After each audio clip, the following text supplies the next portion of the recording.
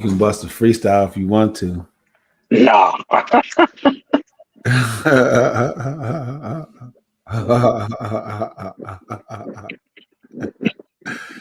You super funny with that, bro. Fast immediately. Nah.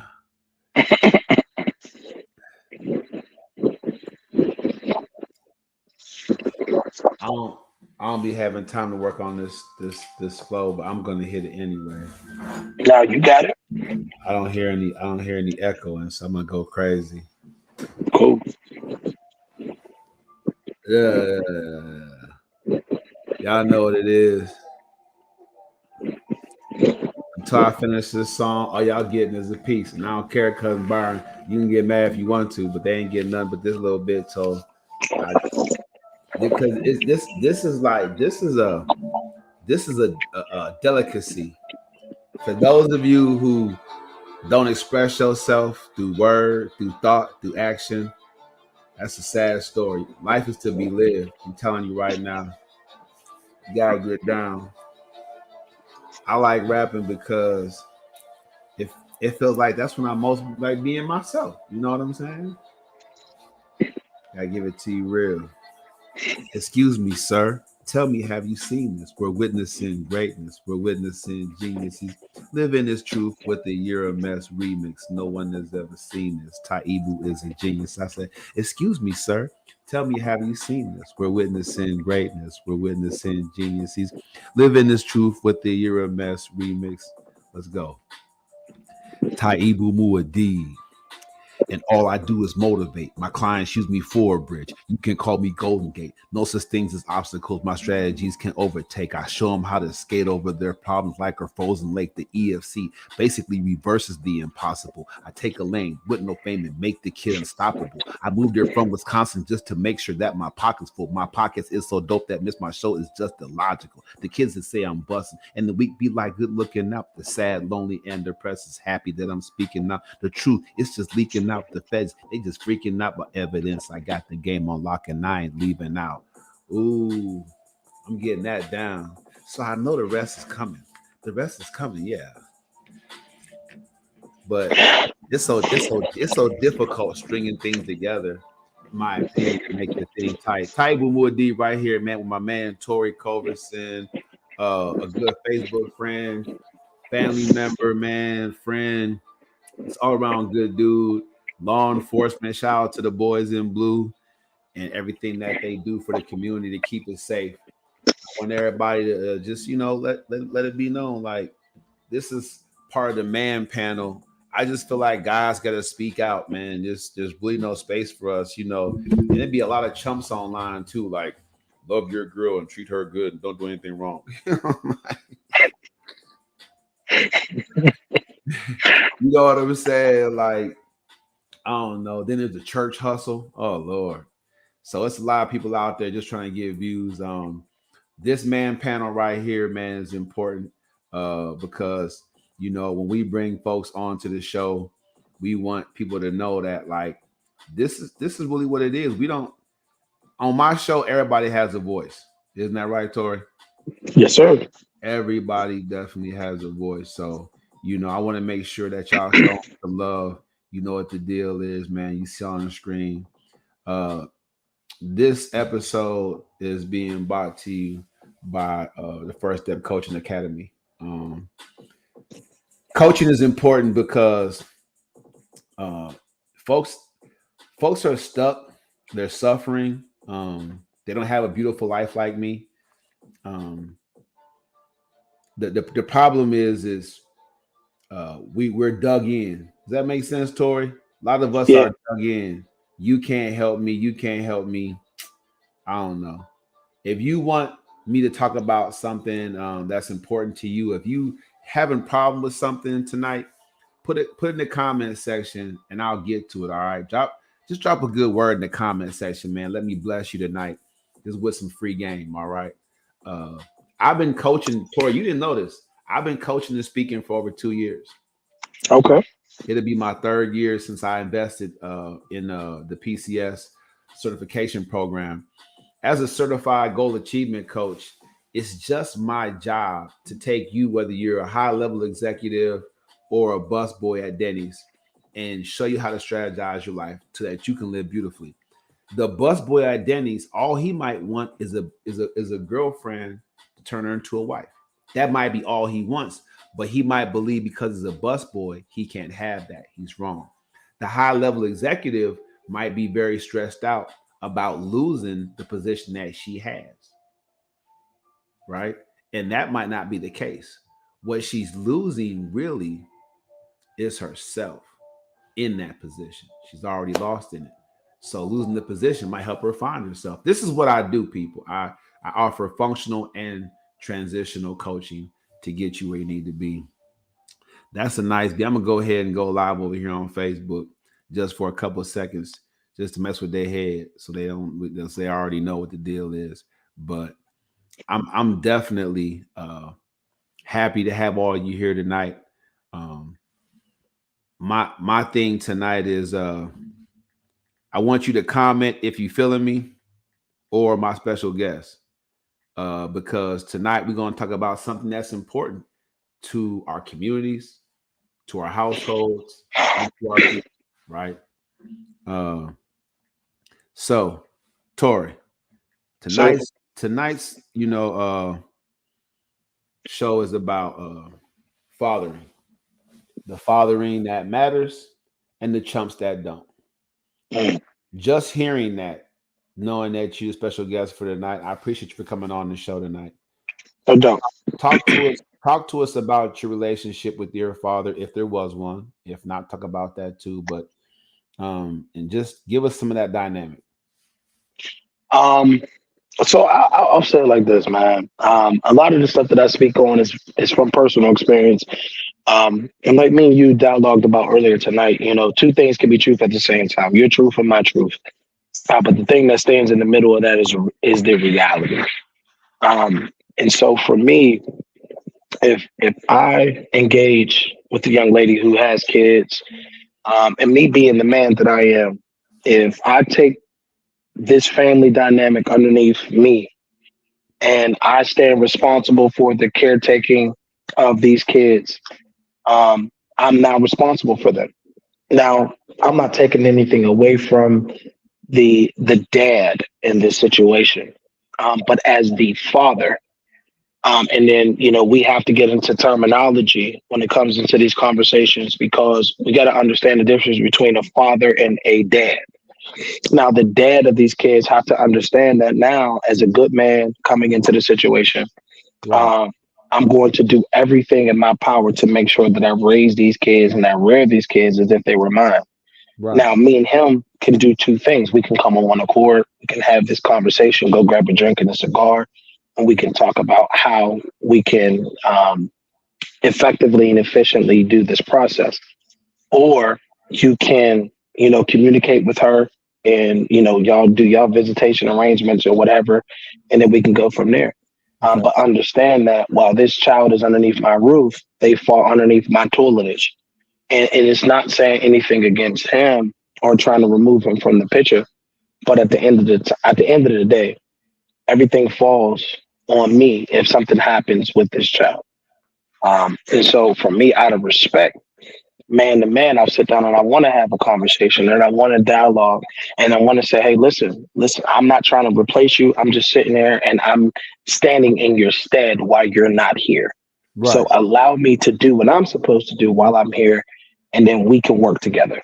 Mm-hmm. For sure. So that's interesting, because a lot of people don't understand how important uh, that kind of opportunity is for young people. Man, when I was young, Tori, I mean, for y'all that don't know, I mean, I had a very transient young life because my dad was in the army. Uh, just always moving around. Um, and I was in Pennsylvania and I was a young man coming of age. I dated older women. So, I was like 17, like 17, and I'm dating a chick probably like 27. She had three daughters. It's like it was crazy dynamic, you know what I'm saying? But I know that they appreciated me being there. I know she appreciated me being there. Uh it was just, but I mean, I get what you're saying. I mean, and it's interesting because it's sad, but in most situations, the guy's just not around. He just doesn't care. You know, True.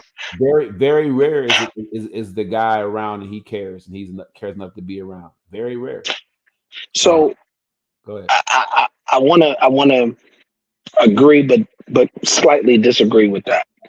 Um, Now, in my situation, growing up, my mom was all I had. My father was close by, but he was never there. Um, Time out. and Did you ever find out the reason why he wasn't there? I'm about to go into that. Okay. I'm like, that was deep. You know what I'm saying? I'm like, that was deep. So the crazy part is, man, at the age of 37, um, looking over my father laying on his deathbed, and um, me and him had somewhat of a conversation because he had a stroke and he lost the left side of his access to the left side of his body, so he couldn't talk a lot. But there were certain things that we did dialogue about, and I came to some understandings.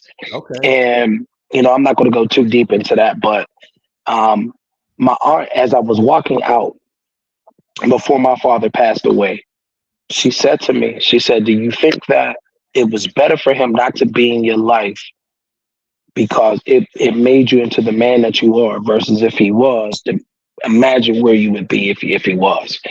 And sometimes, man, that is a very hard truth to face as a man, because if you know that you're not in the position to do what you're supposed to do for this child, financially, physically, mentally, emotionally, um, and it's easier for you to remove yourself from the situation to allow that child to flourish. Now, of course, there's going to be some deficiencies in that process, but if you remove yourself from that situation, I can't really be mad at you. Actually, if anything, man, I actually salute you for that, because you realize that you'll be doing more harm than good. Now, of course, if we go to the meat and potatoes of it, if you knew you wasn't in a position to be a father, you should have did two things. You should have either protected yourself or you shouldn't even engage in that situation from the beginning.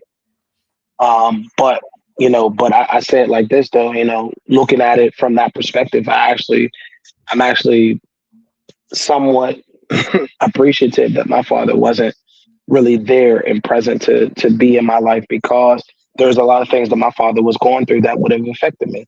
That's And that's and I, that's really tough, man. Like because you know my cousin Fred, you uh-huh. know, uh, you know, he always talks to me because I was close with his dad. I was close Hmm. with Fred, very very close. Hmm. He always when I bring him up because I can't help it. You know what I'm saying?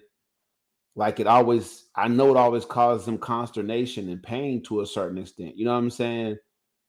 Because he didn't make that step. He didn't, you know what I'm saying? He didn't take that step. All those years he didn't take those steps. He felt like if you ain't gonna come holler at me, then I'm just gonna let it be what it is. You know what I'm saying? He said at the funeral for his dad, like he said, he just cried because he was like, man, I missed all of my opportunity. Like I realized it really was on me. You know what I'm Right. saying? Because he had to sit there and listen to a lot of people say all these good things about his dad. When he had harbored all this animosity because his dad wasn't rocking with him, he never got a chance to get to know him or to kick it with him. You know what I'm saying? And so, me personally, like I, I deal with my dad the way I deal with him. I just didn't see a reason overall to uh lock him out, shut him out. Like when he left, I was like 10, 11, 12 years old. So like I didn't know what leaving meant. You know what I'm saying? Hmm. I didn't know I didn't know how permanent it was. I wasn't caught up in the intent of him not living at home with us. You know what I'm saying? Like people that had real close families, maybe that might be an issue for them. But for me, it was really just always us anyway. So it was just like, my dad was there for the most part. The first 10 years of my life, he was really there. You know what I'm saying? Uh-huh. So when he left, I just had to go find him. But You know see, what I'm but saying? that's I had to go but find him. that's Go but that's ahead. different when you have a child that grew up without the presence of that person. Period. You know Uh, what I mean? Because you don't know, or you can't miss what you didn't have. And now for you, you grew up with this person, well, with your father for 10 years. So you had that essence, you had that bond. So when he did leave, of course, there was a void missing. And the void missing from there versus a void that's missing from a child that never had the father from the beginning is a totally different void. I can honestly say that I take it on me that my life that was spent mostly inside, of incarcerated places, in and out, in and out. I don't think that I would have ever really, and I'm trying my best to stop another young man from going down the same path. Um, but I don't think that I ever really would have ever saw the inside of a jail if my dad had stayed. You know what I'm saying? There was we were so locked in. He wasn't a Hmm. jailbird. He didn't go to jail. You know what I'm saying? Hmm. So Hmm. I just, what I'm saying, if he would have showed the small, I mean, shout out to all the dads that coach their sons and are there for them all the way through. Like me personally, like, I mean, you know, you don't stop trying to do the best you can do because it's still your life ultimately. That's But facts. but for my dad to be waiting for me after the games with a Gatorade, or you know what I'm saying, like, I That's don't know. important. I don't know That's how that important. would. I mean, it would have been a lot. It would have been a lot different. A lot Right. different. You know what I'm No, saying? I agree. But I'm a pivot that point, right? So, you know me, I do a lot of mentoring and I do a lot of work in communities and schools and stuff. I had a very exceptional young man, but he had a very bad temper. And for me, my job was to get to the root of the issue. And so one day he came into the school and he was highly irate. And when I sat down and I controlled him, and I said, "Bro, what's going on?" And he broke down in my arms. He was like, "Bro, like my mom leaves, all hours of the day, all hours of the night, and I'm stuck at home watching my little sisters, and this and that, and we haven't had a hot meal in weeks, and da da da da, whatever the case is." And I just was like, "Listen, bro, like, of course you got to go home because you came in the way you did. But here's what I'm gonna do. I'm gonna give you a couple of dollars. I want you to go buy some 4 for 4s, and I want you to go to the store, grab some food, and I want you to do this."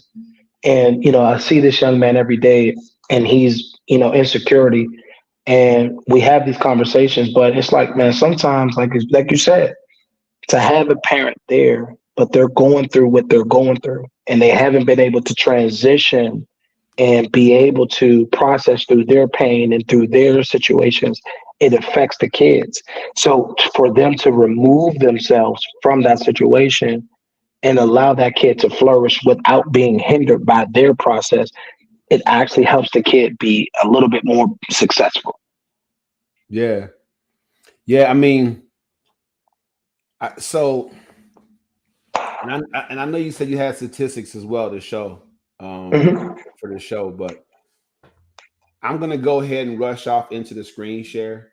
Okay. For those of you who aren't tapped in over there on YouTube, if you want to get the full episode, you have to. I go live on other platforms because y'all want to tap in with me. I respect that. I appreciate that. But officially a YouTuber now. So I'm using StreamYard. I'm on YouTube to get the full measure, to get the great show you're looking for. You got to subscribe to my YouTube at Taibu Muad'Dib. It's the same name. Type my name in that you got on TikTok, Facebook. Type my name in on YouTube, and I pop right up.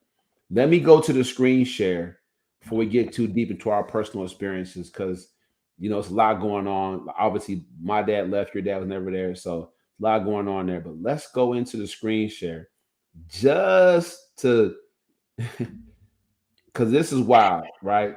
So Oh yeah. fathering fathering that matters versus the chumps that don't, right? So Hmm. these are the chumps we're talking about, and they can Right. take they can take how they want to take it.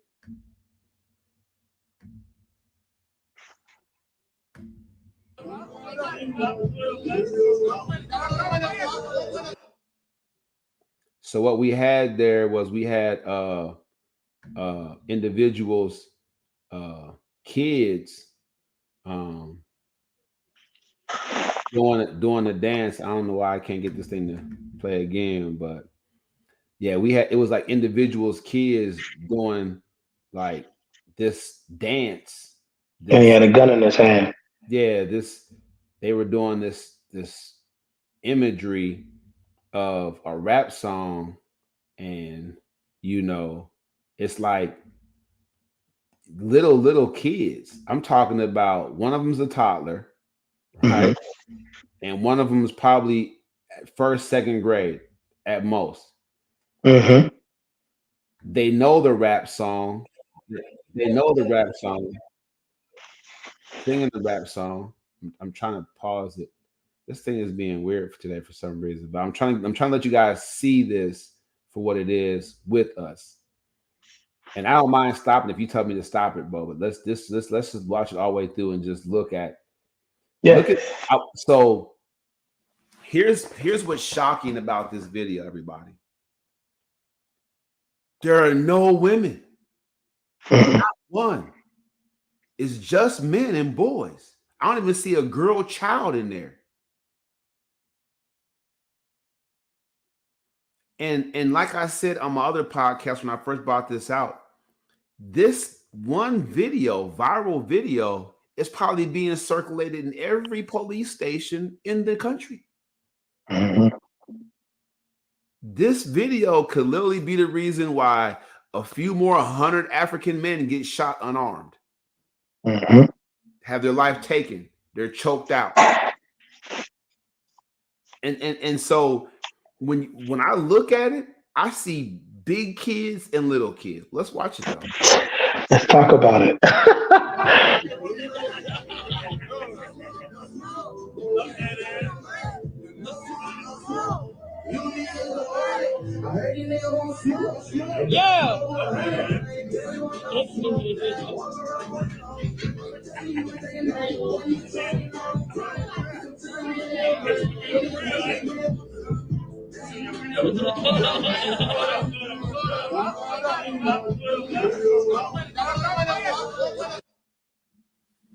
It's So crazy.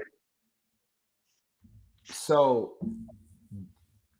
they're encouraging them to throw up gang signs. So holding the gun and the money wasn't enough.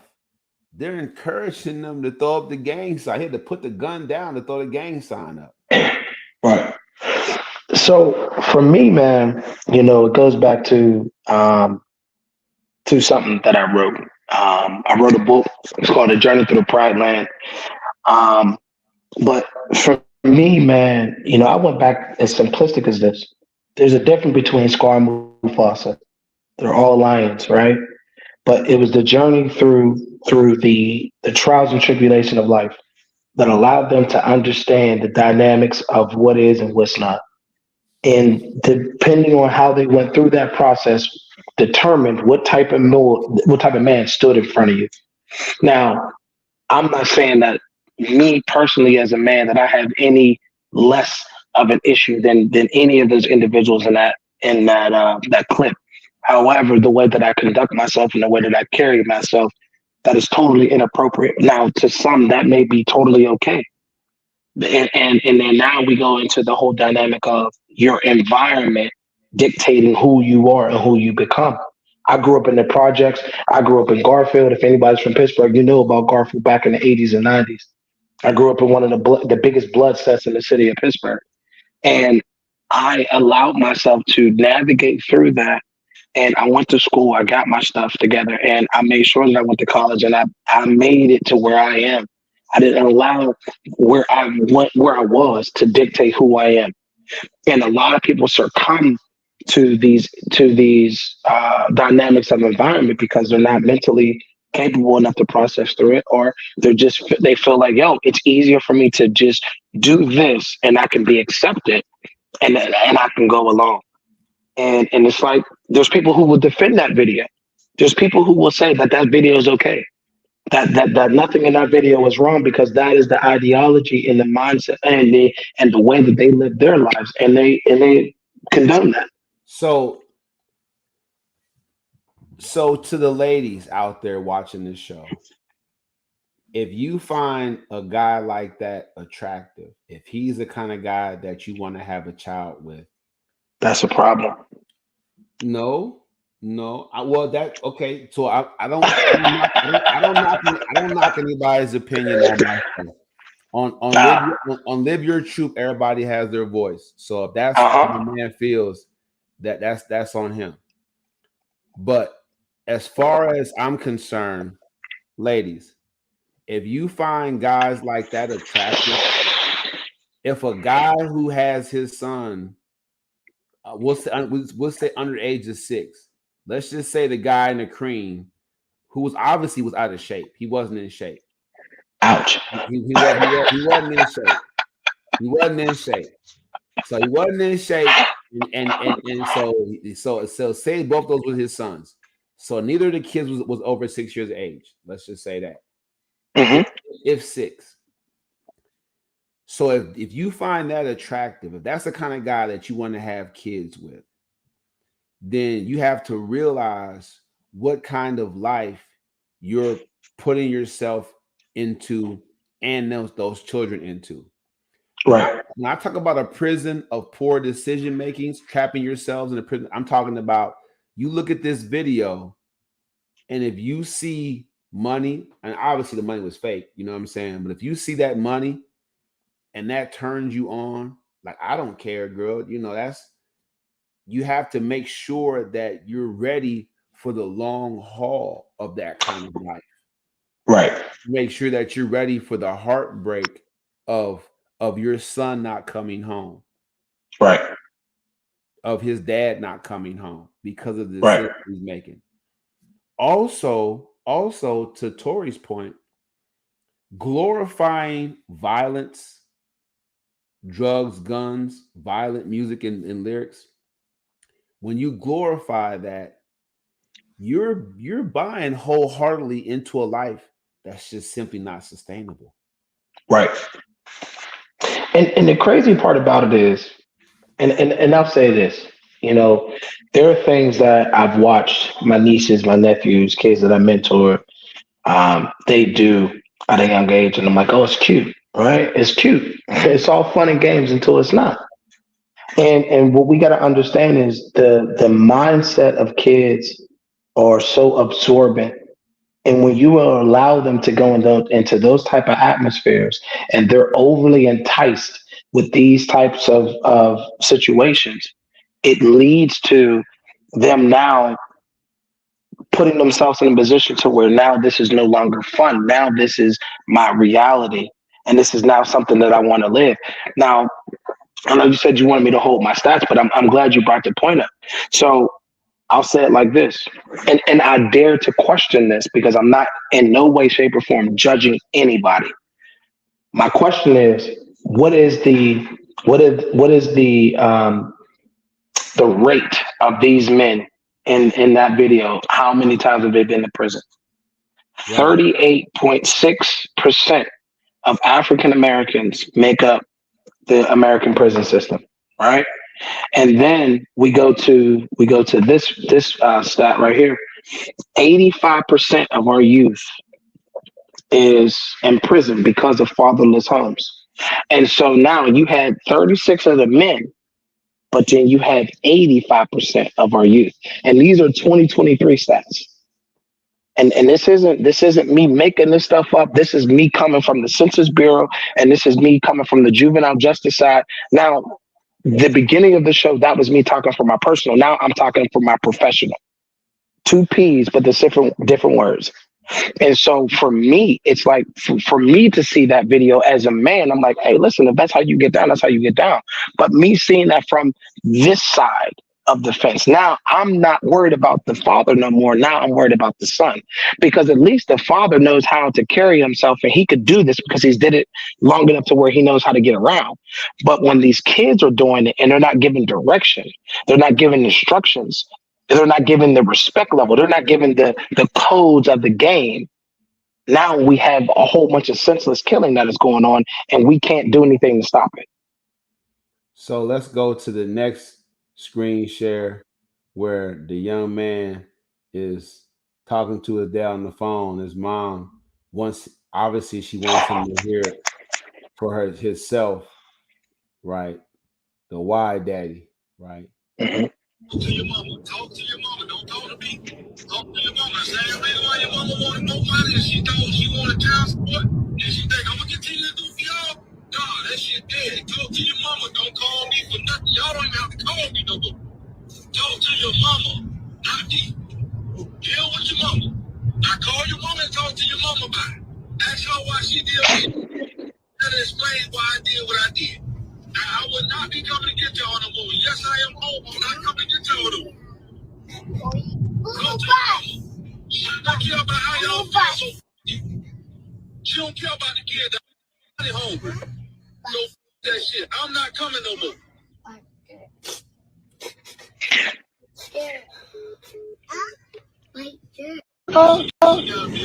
So yeah, I mean, you know, clearly that's not okay.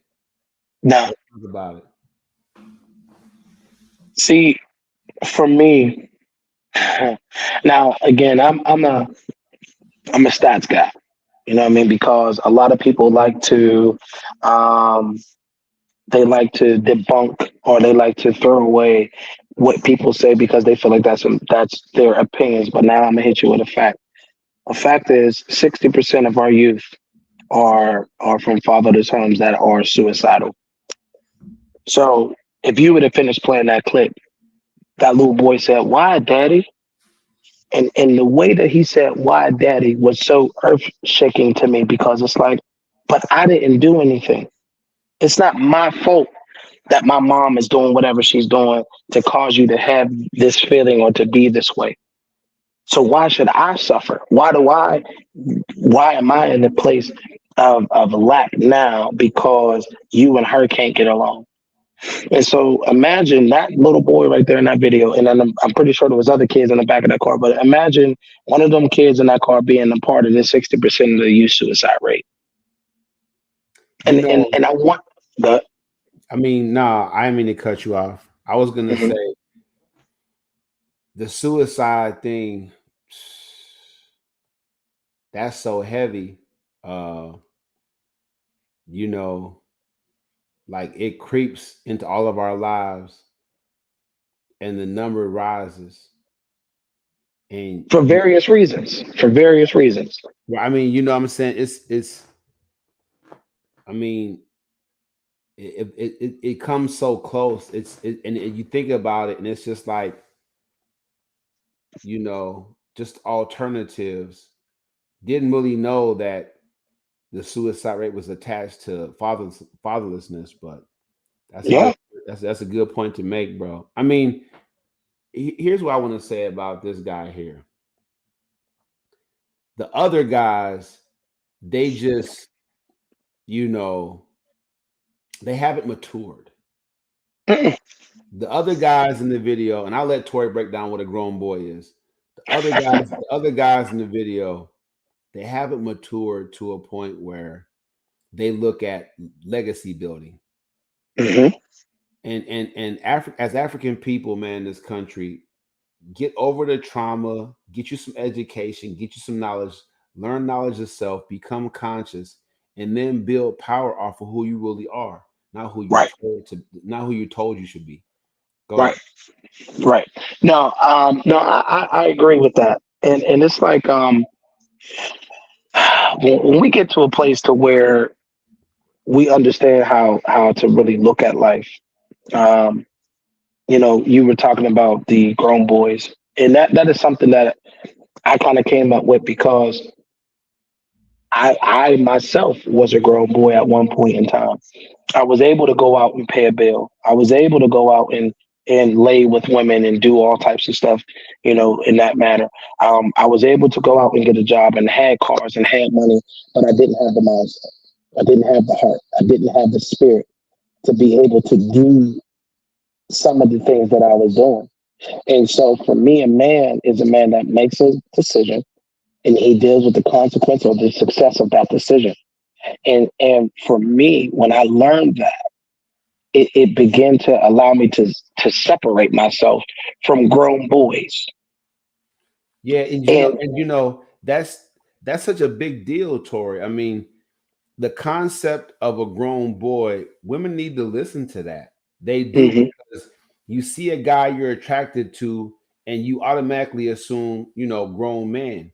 But what you're getting is a grown boy. And that can be so debilitating, because women, you're establishing these soul ties. We open your legs. oh, You're emotionally attaching yourself to this guy. You want to give him a pass. You want to think the best of him because that's how you are. Has nothing right, to do with how he is. And right. what you end up with is a really toxic situation. Go ahead. Right. No, and honestly, man, I'll say it like this, and I don't want to feel like I'm coming at cats, all crazy either. Now, the thing about it is, it's all about emotional intelligence. It's all about understanding if you're healed. It's all about understanding your positioning and where you are as a man and where you need to begin to build, where you need to be edified, and where you need to be educated. And every day that we should be in a state of learning. And like the old heads used to say, the moment you stop learning is the moment that you die. So, and it's like we should continue to be in that state of learning and edification, because every day we die daily and we wake up a new person and we have new choices that will dictate the next day and the next day moving forward. And so I'm not trying to come at people, but I'm trying to challenge their thinking. I'm trying to challenge the way that they see life. And then if we can change the way that they see and they think, then we can change the way that they act. And the problem is it is easier for us to stay in the stagnation that we are in, because at this point we're not held accountable for anything. Let's get spicy. I'm glad that's a good segue into my spicy questions. Yeah, I know I had to. I'm a real podcaster, so I had to throw some spice at me. Well, come on my show. I ain't gonna get spicy. I'm that kind of interviewer where I'm gonna stick the dagger in you. Uh-huh. So, on a hypothetical level, Mr. Culverson, Hmm. you had a close homeboy, for years, right? And he was in either of these videos. Hmm. What would you do? So I'll say it like this: do I have friends that are on the other side of the fence? I'm Tom and they Jerry. Absolutely. And for me, we have a respect level that they won't do these things around me because they respect me. And there's certain things that I'm like, listen, this is a case situation, and then they go ahead and they move on. Now, for me, it's about me holding them accountable. And I'm like, bro, that ain't right. Now you know that that's not cool. Letting this little boy walk around, it don't matter if it's a toy gun or a real gun. In his mind, he's emulating what he sees. And he's emulating what he is going to become. Because if someone doesn't put a stop to it right then and there, then it's going to continue to trickle down. And so for me as a man, I couldn't stand in that room and be okay with that.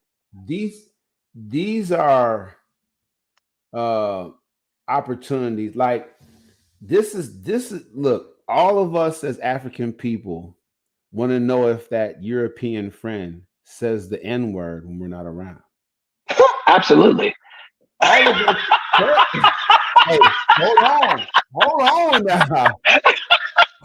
Absolutely.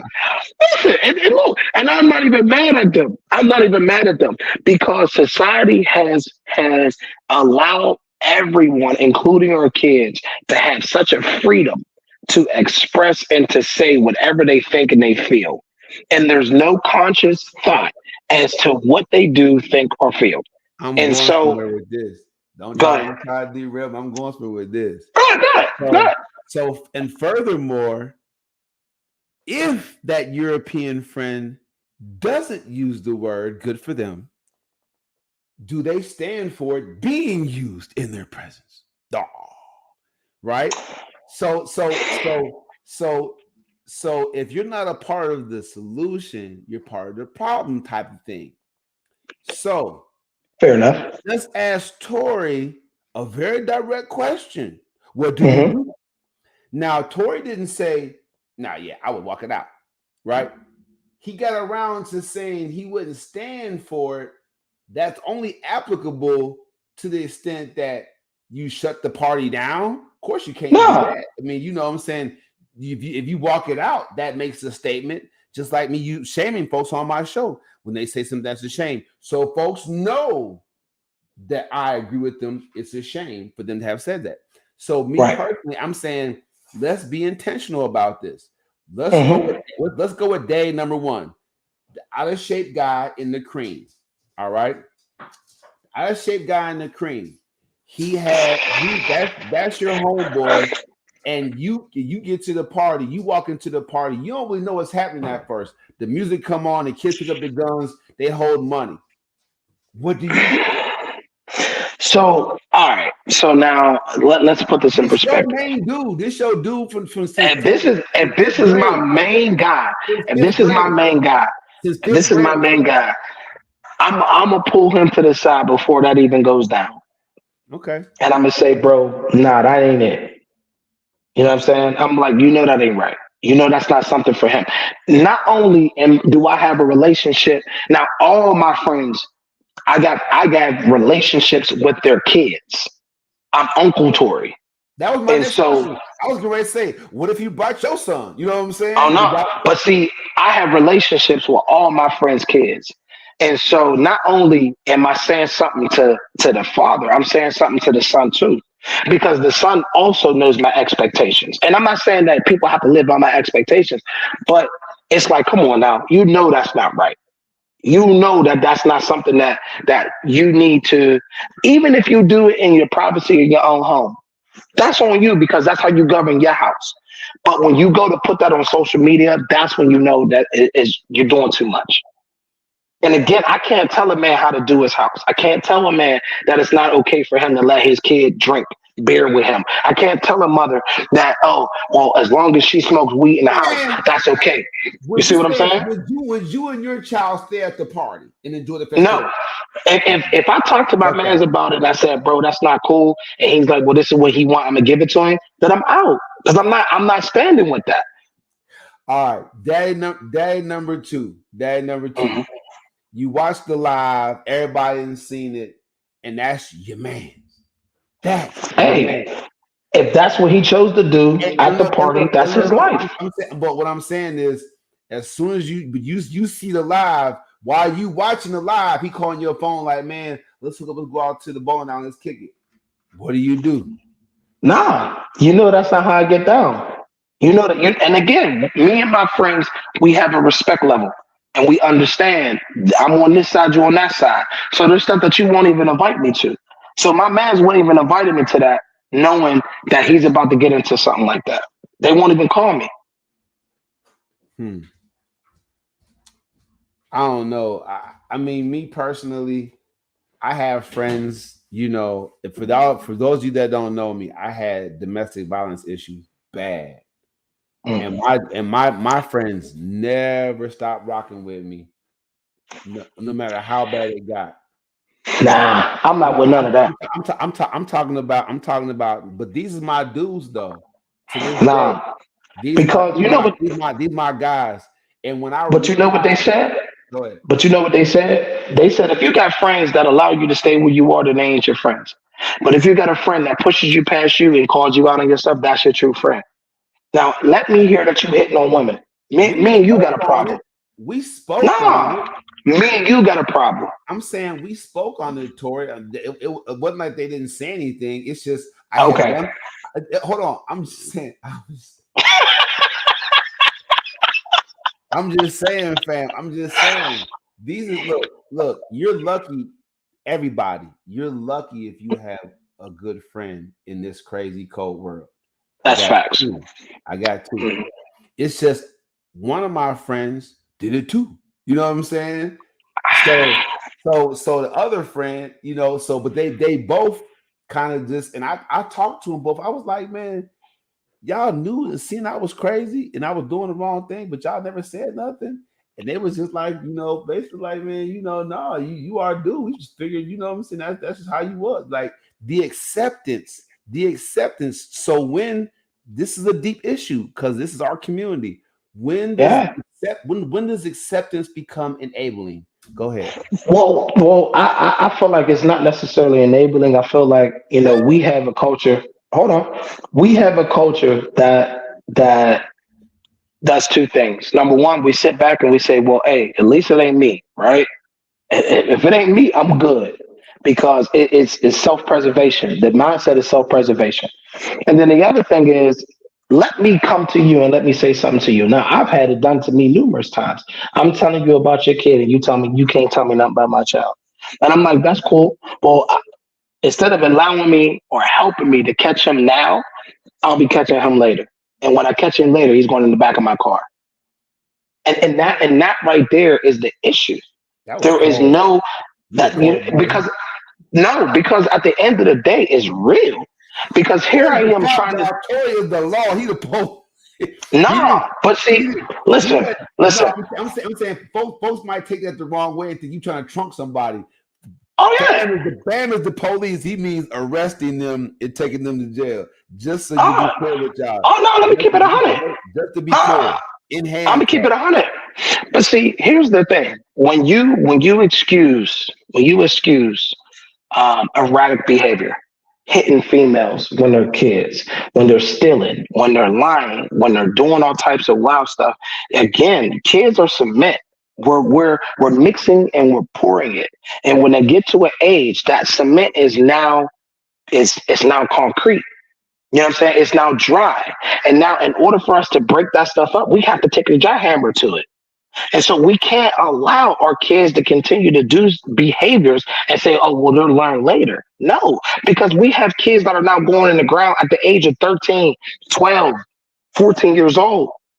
And so we can't allow stuff to go on and say, oh, well, that's just kid activity. No, it's not.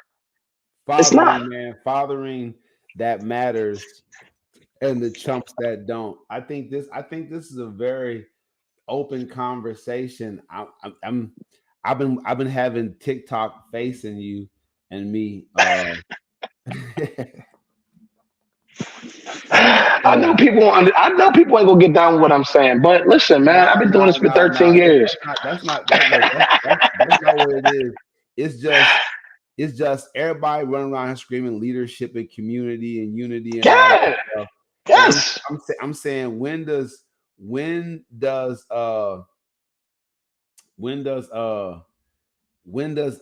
acceptance become enabling? Okay, so here's my thoughts. Let me slow down for a second. All right.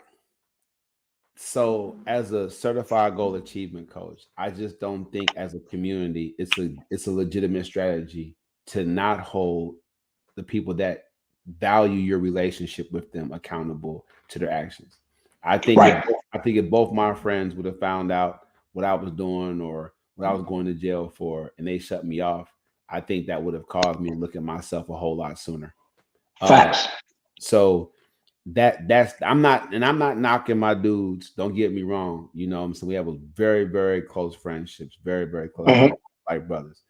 But I do believe that had they made different decisions, as far as how they handled finding out what I was going through, no matter how I explained it to them, if they would have cut me off, it would have made me to look at myself a whole lot differently, a lot sooner than I did. And saying that, and this goes to all the sexual assault victims out there that don't report, saying that my friends could have saved a lot of women, trust me, a lot of pain and suffering at my hand.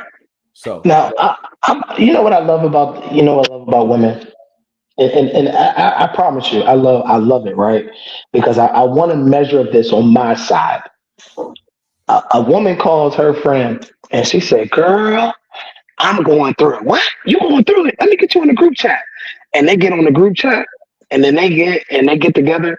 One of my friends, she had a divorce party, and they went out. They had a cake. They got all dressed up, and they had a divorce cake, and they did all types of stuff to the cake. And they were a support system.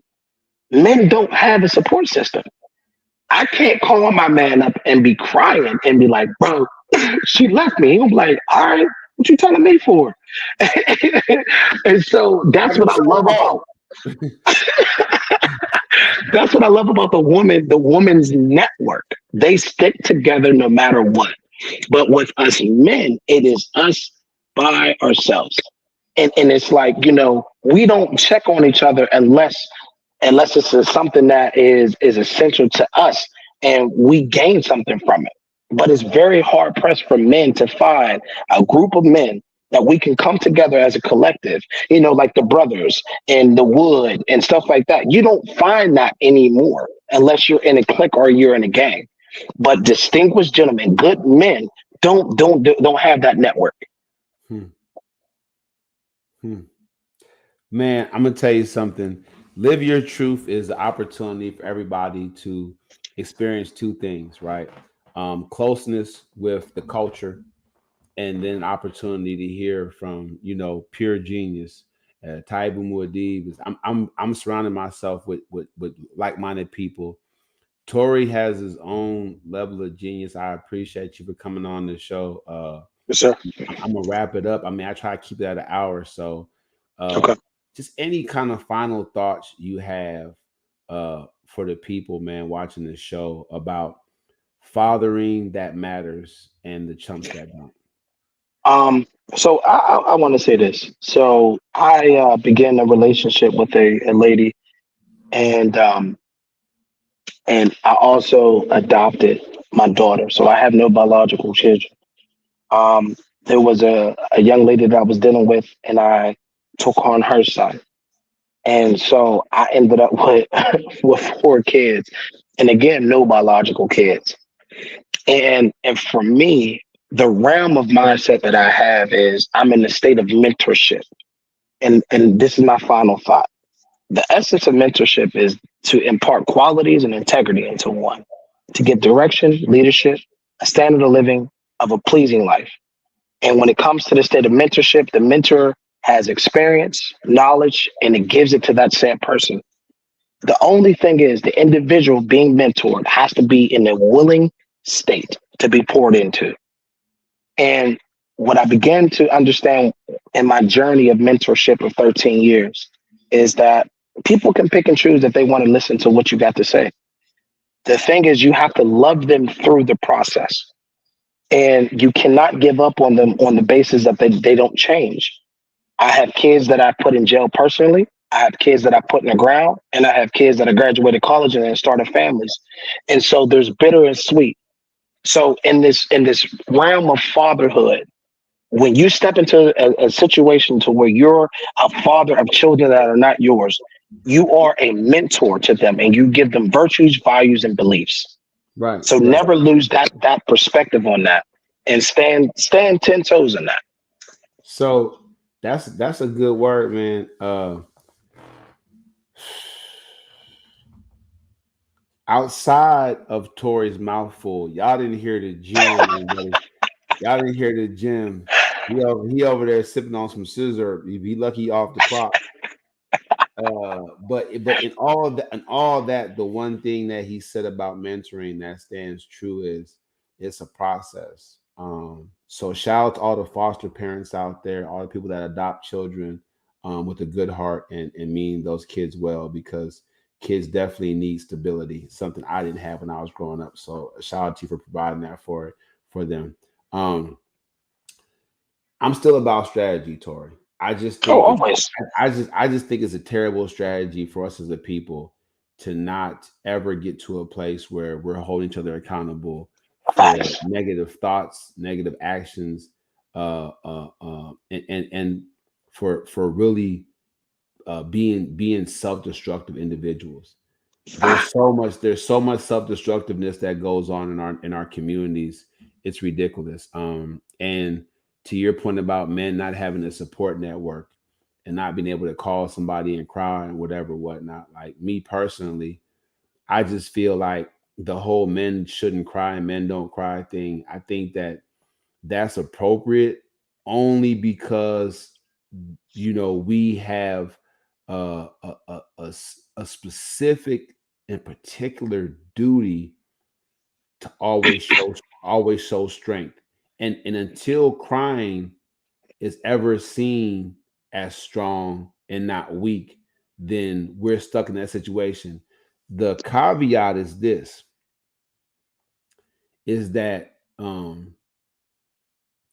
our community and this country heaps a great amount of reward on to men that figure it out, on to men that navigate it successfully and get it done. And I think that we should be mindful of two things. One, we're stronger together than we are apart. Mhm. Uh, and two, the world is waiting on us to regain and reconnect with our roots, because we were Understood. the original problem solvers. African people, I'm talking to you. We were the Mhm. original problem solvers. We were the original innovators.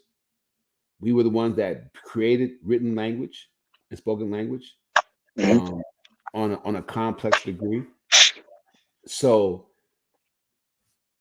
don't buy into the image that's put on you about you. Do your own research. Thank you very much for your statistics, Tori. That was very wise of you. Do your own research and get to know yourself. I literally am putting out iMovie ads to show folks that I know fitness hand over foot. I can get you in shape. Yeah, even you, Tori. I can Hey, get and I can help you make I can help you develop better strategies for your relationships, for your career, and for your business. But that being said, that's only because I invested in myself. mhm. As a people, whether we're investing time, like I'm doing with Tori right now, in front of you all, whether we're investing our time or whether we're investing our money into ourselves or into somebody that we know, investing is the only real way to build a legacy. Mhm.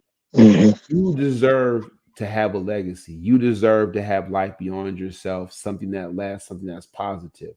If you're Mhm. born into a negative situation, it's still your responsibility to make something positive out of it. If you Right. don't, everybody knows that it was you, and you know it was you. That's So it. don't fall into that trap. I'm not Right. trying to overtalk anybody or make myself sound super duper wise. I'm just telling you, Right. as a confirmed genius, if you tap into my books and you do the reading and you do your research about Taibu Muad'Dib, Tori, I was literally watching a video of myself calling myself John Wright. And the issue I have with that is that I identified with this slavery tag, with this brand of being bought and sold at a price Right. for 40 plus years. So being free of that, I just can't tell you all enough how important that strategy was. Just my name being changed alone has garnished me like so many different opportunities I may have never gotten if I was still calling myself John Wright. I'm telling y'all right now, I'm telling you what it is. When I introduce myself, the immediate reaction is, wait, what? What did you just say, sir? The name itself is it's not just the uniqueness, but the power of it. I've been online for 2 years as Type Muad'Dib, and Africans from Africa, not from America, but from Africa, are confused. They ask me where I'm from. I'm from Pittsburgh. Where'd your name come from? You know what I'm saying? Like they're confused. But that lets me know to let you know they also are waiting for you guys to wake up. Right. They're waiting. They're waiting for us to wake up and connect with them and join hands with them across the Atlantic so we can get this job done. All right, that's those are my final thoughts. I know I got real deep. I want to be like Torrey and go all over the place. What? Now, I had some heat for you for your last little segment, but I'll Go ahead. save it for the next time. Well, you know what? I'm gonna let you guys go. If you want Torrey to come back, get in the comment section and say, yeah, please, or Torrey, like the Jerry chant. But y'all want him to come back on. Torrey, you're welcome anytime you want to come on to the man panel and discuss these men's issues. Yes, ladies, I hope Appreciate you guys got something out of that. Please, please, please vet your partner, vet your mate before you allow him to give you his seed. It's so important, not just to you and what your life's going to become, but to the seed itself. Because there's sadly there are a lot more grown boys than grown men out there. That's facts. All right. So I'm just throwing it out there. I'm gonna go ahead and kill the show. Me and you, Torrey, you can hit me with that meat later, and I'll decide if I want to let y'all in on any of that later. I'm gonna go ahead and kill the show on a different podcast. Y'all heard, you want to see the whole show? Subscribe to my YouTube channel. Quit being cheap. All right, I'm just kidding. Real rap. So I usually give the YouTube folks a little bit of something extra. I had to go ahead and kill my other shows. Okay. But I usually give YouTube folks a little something extra for subscribing and watching and checking it out. So that's what that is. Let's go. Okay. You tell me. No, honestly, man, it was more. it was something that you said, and honestly, man, again, like in this season of my life that I'm in, I'm becoming more emotionally intelligent and understanding my feelings, understanding the way that I think, understanding the competencies of everything about me and the complexities of everything about me. And I think that right there has elevated me as a man by myself. And so therefore, there's certain things that I just won't even allow myself to engage with. Someone cutting me off, someone cussing me out, and someone, doing something crazy. It's up to me to respond to that. And when we get into that place to where we're emotionally intelligent to know that I have a choice to engage into this or to walk away. And the problem with most of us men is our pride. Oh, you so-and-so and so-and-so. What? What'd you say? Oh, and it's just like, bro, in that snap-snacket, think more, react less. You don't have to engage into that situation, which will lead you in either in jail or dead, because you don't know what this person has or what this person knows. And my thing is, it makes a stronger man to be able to walk away from a situation and be considered a punk in everybody's eyes. But listen, I know that I had the choice to walk away from the situation, not to put myself in this place. I think it makes you a better man. Forget stronger, it makes you a better man. Now, when it comes to my kids, when it comes to my wife, it comes to my family, then that's a different story. But when it comes to something as jovial as a word or someone cutting me off, I'm sorry. There's just some things I just don't have to respond to. I read a book called The Four Agreements, and I want you to go and look that up. But read the Four Agreements and then begin to meditate on that and see what you think. And then the other thing is, also being emotionally intelligent. No, it's easier for me to cry because that is the release of emotions. Would you rather my release of emotions be to punch on a woman or to punch on a kid or to snap out or to shoot or to stab or to rob somebody because of my emotions? But my release was for me to cry it out. And then now I got to a place to where that release happened. Now I can stand 10 toes on my resolution. How can I fix this situation adequately and effectively? So for me, I don't care what people think about me. I will cry in the drop of a dab. But I will also get up moments later and I will go and I'll be about my business. I only cry because the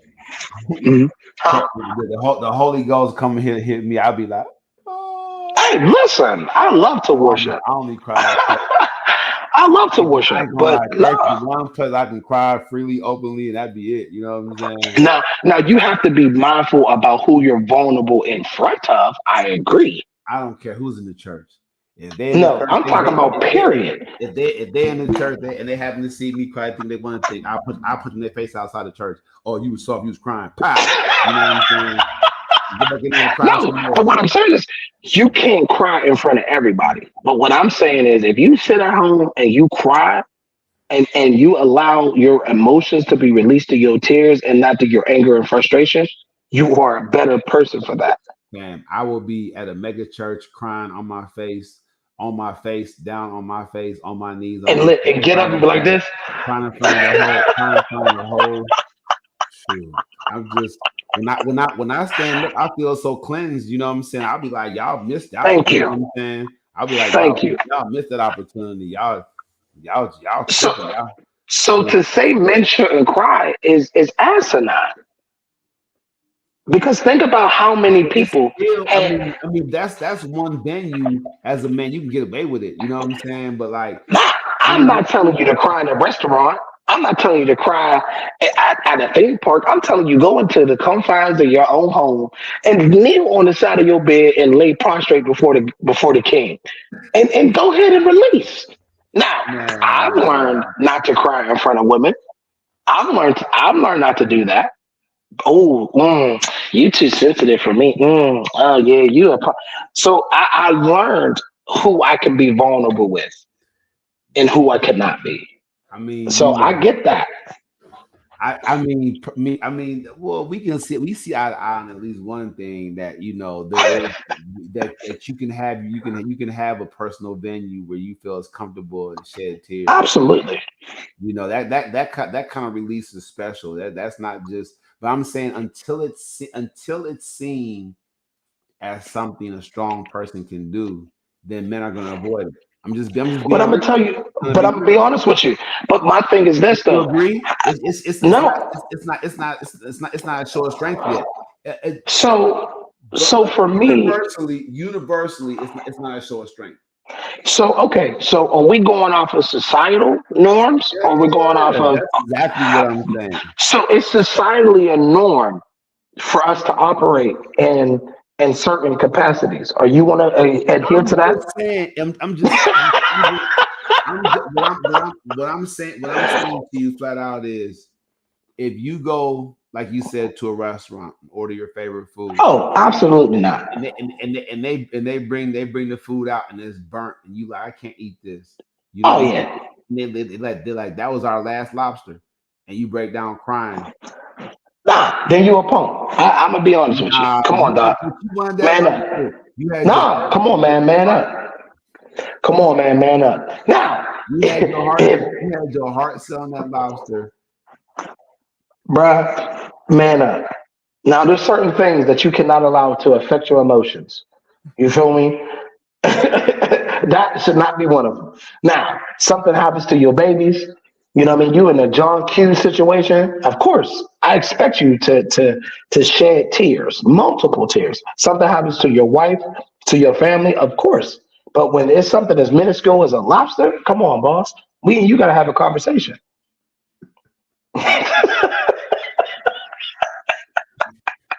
That's not emotionally intelligent, my G.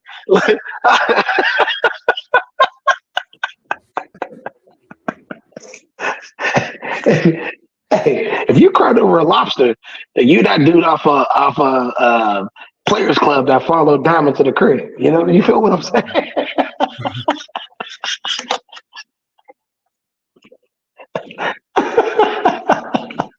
Wow. I paid good money for you. Wow. Wow. Yeah, that's a classic move. Yeah, but no, I mean, I tell my I'm just saying, it's just not, men. If I mean, okay, look, I'm not the one to go in on the LGBTQ people too much, but but but if men got together and marched and said that society, bosses, and wives and whatever else can't look at them crying when they feel like crying as them being soft, then they might get some action. You know what I'm saying? So I'll say it like this. It would have to be a whole movement. If men want to cry over a lobster,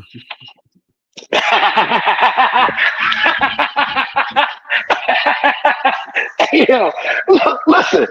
Let me be sitting here. Let me see it. Cry over my lobster got burnt. Man, got no Let me see. Let me be sitting there eating my food, and I see this. I see this young man crying over a lobster. I'm like, but that's what I'm saying. You judging, you biased, you stereotyping. nah. But I'm just saying. Gaming, all of that, bro. You wrong. Nah, I'm just saying. For me, I have my heart set on that lobster, bro. Now again, and they ain't got no more in the restaurant. I'm stuck. Nah, if this was a case like, yo, you know, this is my mom's birthday, she passed away, and this was her, you know, her anniversary or something like that, like something sentimental with it, then I can get it. But just because this was the last lobster and they ain't got no more and it's burnt, bro, what? What? You know what I'm saying? I'm just like, bro, like it's just like the kids that I work with. I'm like, bro, you cry because they ate the last cupcake? What? Like, you know what I'm saying? It's just certain things that shouldn't move you emotionally. That's what I'm saying. The freedom of expression. That's why I'm saying LGBTQ people. They did all that to have freedom of expression. I'm a man. But see, but that's a different beast. I'm a man. If I'm in the drive-thru at Taco Cabana and they don't put the tortillas in there, you know what I'm saying? They don't put the tortillas in the tinfoil, and I drive off. I'm not allowed to cry over my tortilla. No, you could be upset. You could be upset. You could be disappointed. Why is tears? You see what I'm saying? You judging, bro. You judging. You shaming. Well, you got macho issues, bro. No, it's just, man. Look, man. There is a realm of masculinity, right? And again, it's all coming out. I have my moments of fluctuation, but it's like, bro, come on. There's certain things that you should not. Huh? Do you cry over movies? Oh, absolutely. I'm a waterhead when it comes to movies. You can ask Shemaya that. But first of all, is your movie, bro? No, listen. I got the little tear from Glory from Denzel Washington. Yes. I got that tear. Okay, you redeemed yourself.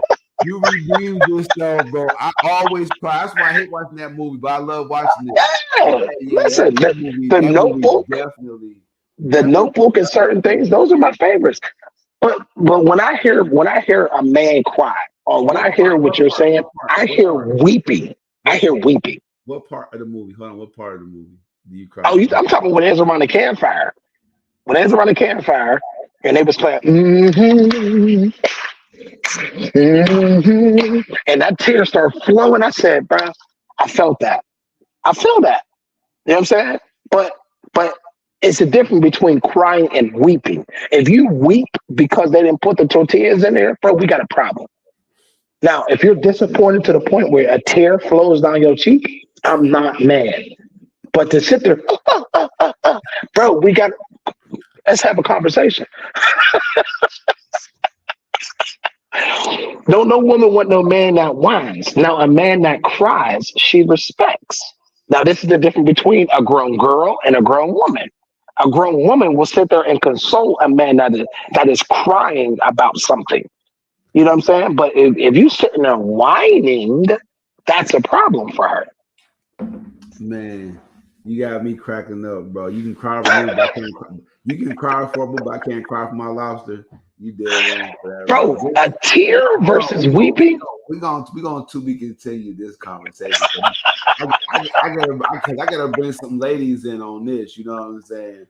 Please and thank you. I want to hear from the estrogen side. Now wait. Now we gotta have the older crowd, because the younger crowd, they're gonna be like, oh, he a punk regardless. I mean, that's what we disagree. I just think young ladies, they're more progressive. They're gonna understand more. Like, yeah, fam. If he was bullied, if that was his way of celebrating hitting a certain milestone in his life, you know what I'm saying? That lobster dinner, and it didn't go the way he wanted it to go. Yeah, if he broke down and cried, I don't see anything wrong with that. Again, I don't have a problem with him shedding a few I'm tears, talking but about weeping. crying had to be helped to the car. Crying.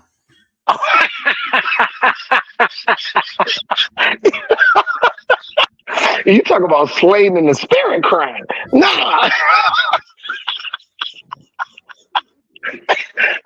Listen, I'm gonna just turn my and put my arm up and just eat my food from the side. Cause I'm like, I can't even watch this dude cry. I'm talking about the night is over cry.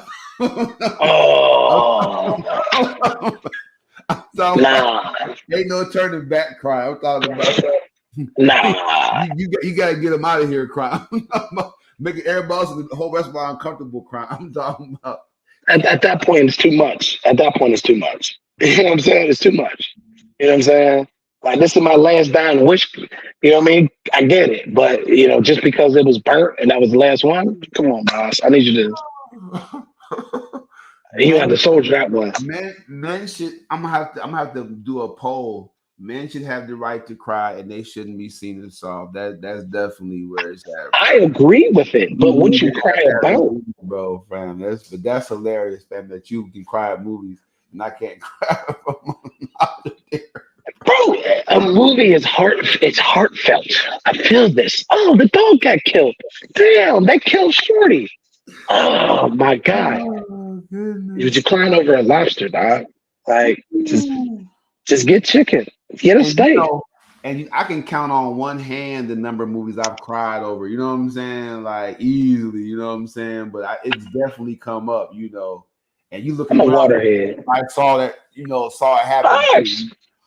Yeah, listen, I'm a waterhead. Listen, I watch chick flicks. I'd be like, girl, would you see that? Yeah. Oh, You know what I'm nah, saying? nah. I don't mind it. I own Yeah, that. I Lori. own that. Yeah, I'll Lori. have a movie night, no heartbeat. Now I'm not putting no face stuff on, but I'm gonna watch a movie with my shorty and be like, What was that movie with the blue guy from? I can't think of it right now. The movie with the blue guy from Guardians of the Galaxy and that Hindu dude.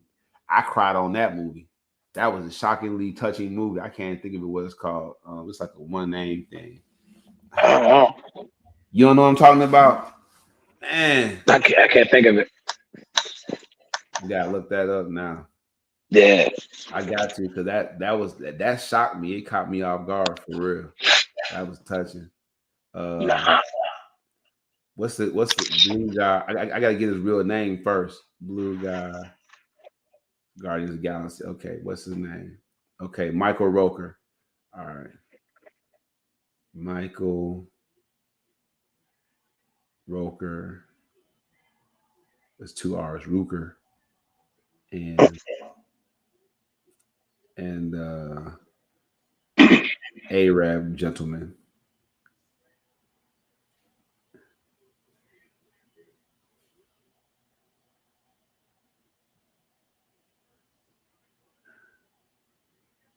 What's that movie? Uh, uh, Replacement Killers. Nah, it's a comedy. I'm trying to think of it. I gotta get this out.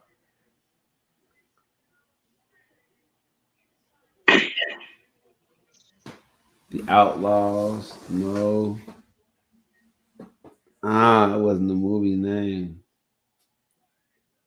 I can't think. I gotta think of something that the Arab guy played in.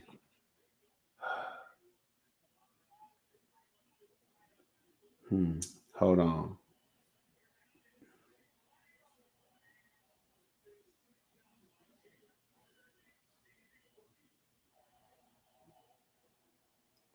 It says the Outlaws, but that's not it.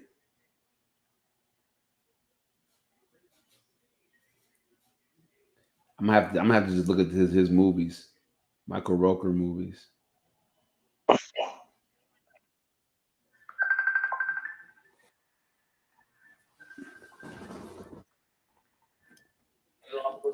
What's up, Don? The People's Choice. What's going on, baby? What up, though? Man, we in here just chilling, man. Me and my man Tor, we in here just talking about fathering, and now we talking about men being able to cry. Funny. That's what's up. Super fun. What's going on with you, man? I see the Eagles getting it in. Yeah, man, the Eagles, man, they did their thing, man. You know, hey, the Cowboys been balling too. Yeah. Yeah. But you know, them Eagles, they hurting them, man. They some different people, man. Hey, they got one of the best lineups in the NFL, man. Yeah, they do. Well, you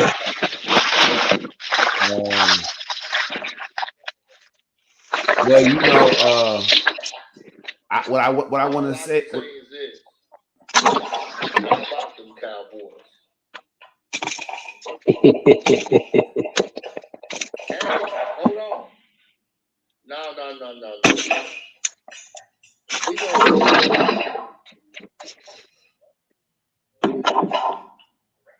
What happened to Pittsburgh, man? Let's talk about it. Let's talk about it, sir. They lost a game since they was 0-3. They was on a nasty. Motherfuckers get really sleep. The Browns ain't no more. Hold on. Let me go to let me get out this thing because I know you how you finna get it. you ready because of the store and I just get my stuff clean and friendly. Hold on. No kids up at 10:50 at night.